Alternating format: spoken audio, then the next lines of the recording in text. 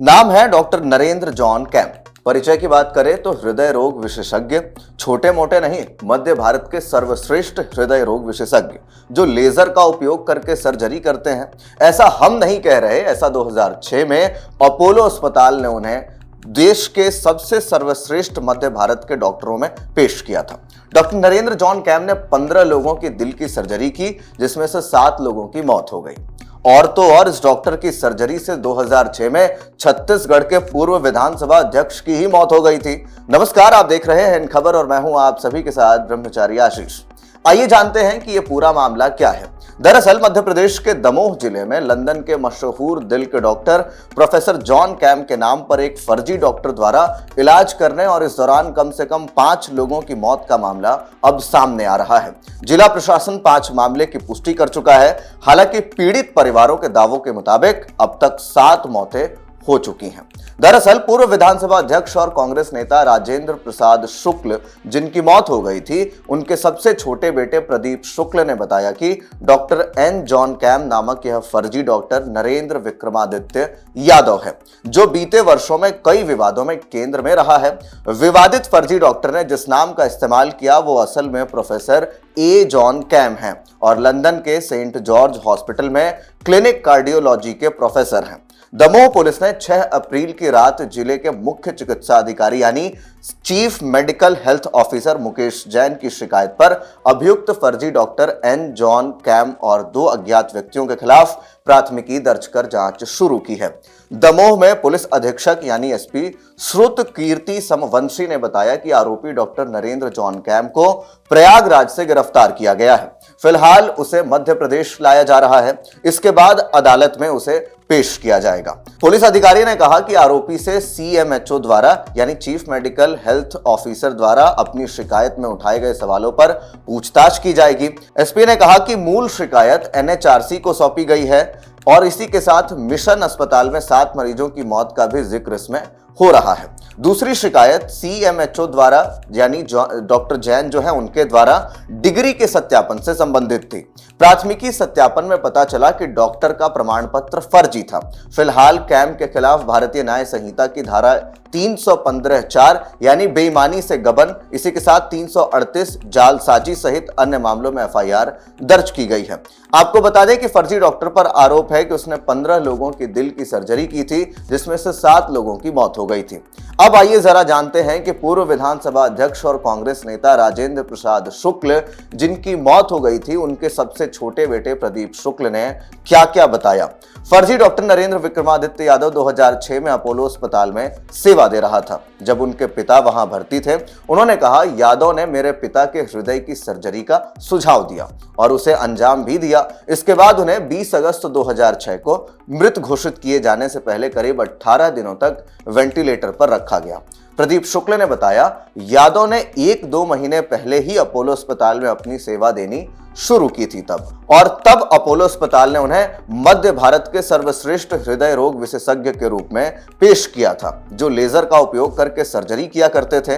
बाद में दूसरों से पता चला कि यादव के पास डॉक्टर की डिग्री ही नहीं थी और वो एक धोखेबाज था।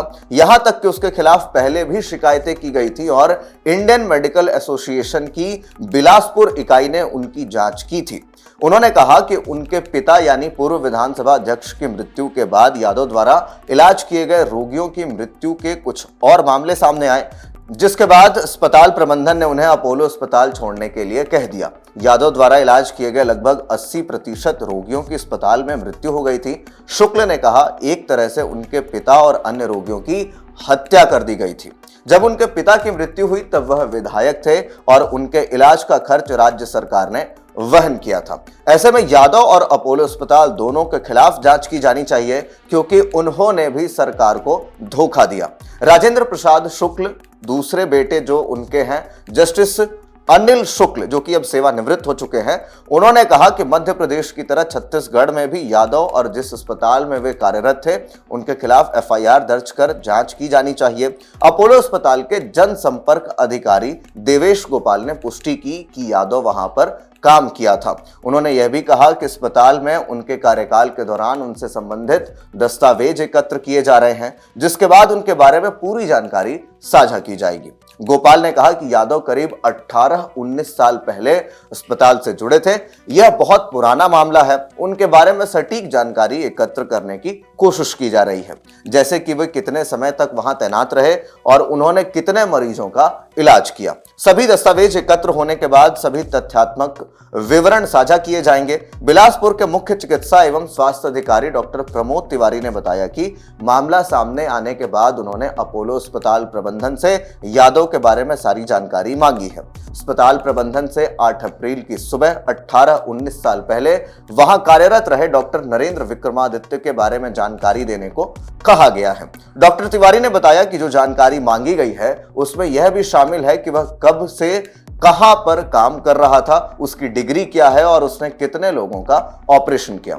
उन्होंने कहा कि अगर मामले में कोई अनियमितता पाई जाती है तो उच्च स्तरीय जांच समिति गठित कर संबंधित व्यक्ति और अस्पताल प्रबंधन के खिलाफ आगे की कार्रवाई की जाएगी। अब ये तो बात रही डॉक्टर के फर्जीवाड़े की।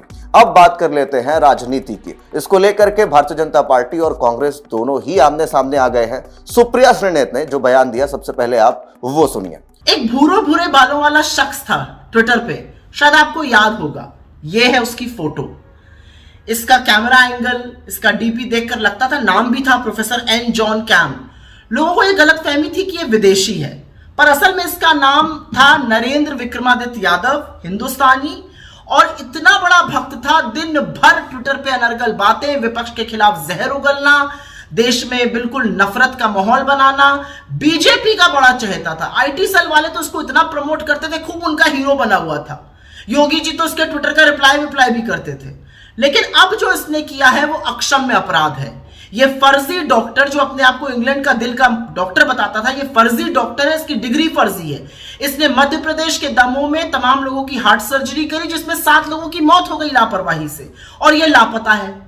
तो ये जानते हुए भी कि इसकी डिग्री नकली है, ये फर्जी डॉक्टर है, इसको वहां पर मेडिकल प्रैक्टिस करने की इजाजत किसने दी? और अब बीजेपी वाले, अब बीजेपी की आईटी सेल, अब योगी जी जैसे लोग क्या कहेंगे? आप चुप रहिएगा।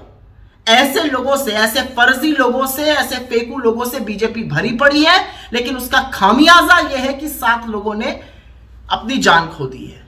इस पर कुछ तो बोलना पड़ेगा ना बीजेपी को। आपके बड़े हीरो होते थे, उनके ट्वीट को प्रमोट होते थे।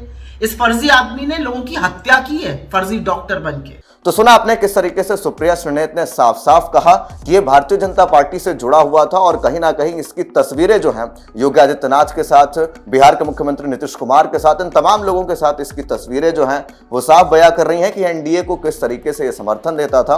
और ऐसे में अब पूरा मामला जो है राजनीतिक हो चुका है, और ऐसे में अब जांच के ऊपर सबकी नजरें टिकी हैं। 15 ऑपरेशन करता है, उसमें से 7 व्यक्ति की मौत हो जाती है। तो ऐसे में यह मामला कितना गंभीर है, इसको लेकर के आप क्या कुछ सोचते हैं, कमेंट बॉक्स में जरूर बताएं। बाकी के अपडेट्स के लिए देखते रहिए इन खबर। धन्यवाद।